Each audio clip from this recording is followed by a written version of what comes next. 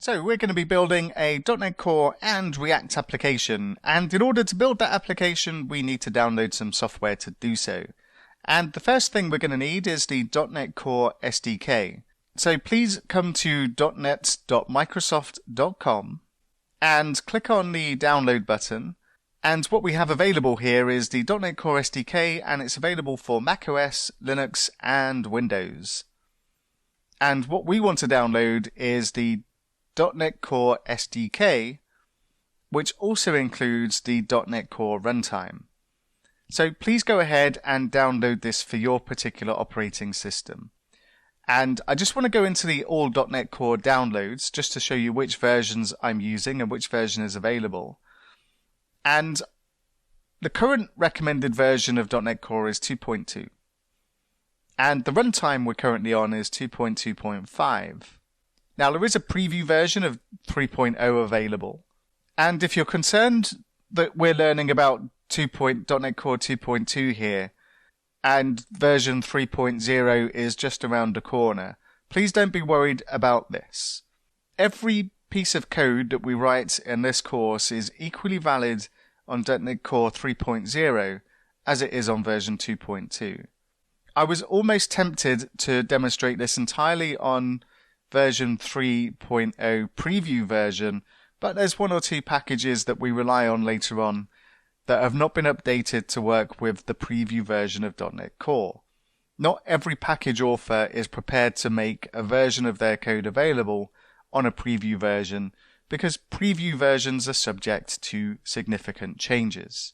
So please go ahead and download this. I would recommend getting version 2.2 so the experience is the same as mine.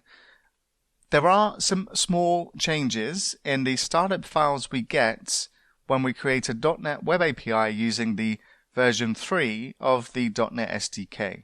So what we also need, because we're developing a JavaScript application using React, is we also need Node.js. And please go ahead and download and install this as well. Now, I'm not going to insult anyone's intelligence by demonstrating how to download software, but there is something I want to point out with Node.js. You can go ahead, download this, run through the installer, and this will be installed on your computer. But what I recommend you might want to do is take a look at this particular guide for installing Node.js with NVM, which is a Node version manager. Because it's not particularly easy or convenient to switch between different versions of Node without using a tool like this. And just to demonstrate what I'm talking about, I already have Node Version Manager installed on my computer. And if I just type in nvm ls, I'll get a list of all the different versions of Node that are available on my machine. And should I need to work with an older application that was developed using Node version 8, then I can very easily switch between them by using this tool, and I can just type in nvm use the for example 8.11.2, and then I'll be using Node version 8.11.2 instead of the latest version.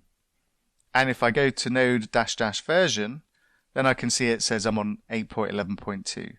Now, I don't want to use an older version, I want to use the latest version. And I'll type in node nvm use 12.5.0. And like I say, it's not essential to use this particular tool for this course. We only need one version of Node after all. But I would recommend taking a look at this particular article and considering using NVM, because as you work on more and more JavaScript applications, you may well find that you need to switch between different versions of Node on occasions. And this particular guide gives you information about how to install it on Linux, how to install it on a Mac, and also how to install it on Windows. So please make sure you've got Node.js installed, whatever way you prefer to install it. And what we also need for version control is Git. This is a free and open source distributed version control system. And we'll be using Git to save our changes into source control as we hit various milestones on this course. So please do go ahead and install Git as well. And what we also need is a code editor or an integrated development environment. And the one that I'm going to be using to demonstrate everything on this course is Visual Studio Code. And why VS Code? Well, it's free, it's open source, and it's cross-platform as well. So the experience is going to be the same on a Mac as it is on Linux, as it is on Windows. And for that reason, this is the one I'm using to demonstrate all of the code on this course. It's not compulsory to use VS Code, and some of you may be more comfortable using Visual Studio, the full version. And that's fine, that will work just fine as well.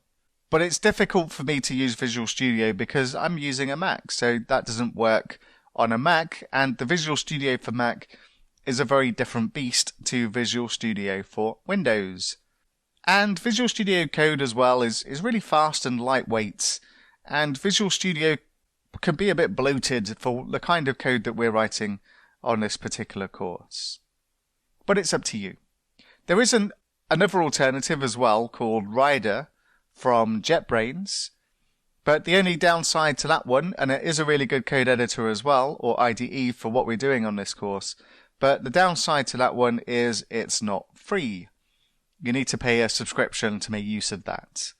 Whereas the free version of Visual Studio 2019 and Visual Studio Code is free anyway, both of these options are absolutely fine for what we're using on this course. So please make sure you have all of this software installed, because we need all of this to build our application. And what I want to talk about next is specific to VS Code, and what I want to do is run through the extensions I have installed on VS Code, because without adding extensions, then VS Code is really just a colourful text editor. And we'll need to add some functionality to VS Code for building our particular application. And we'll take a look at that next.